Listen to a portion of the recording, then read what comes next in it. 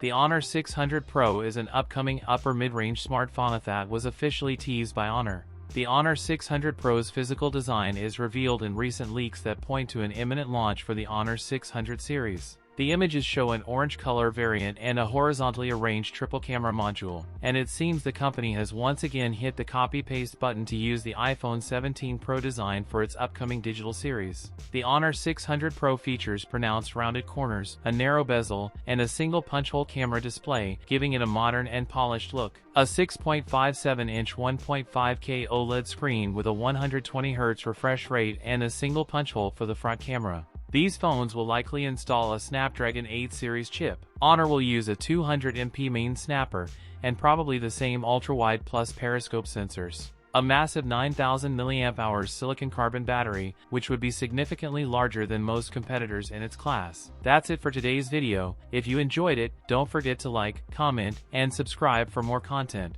Thanks for watching, and I'll see you in the next one.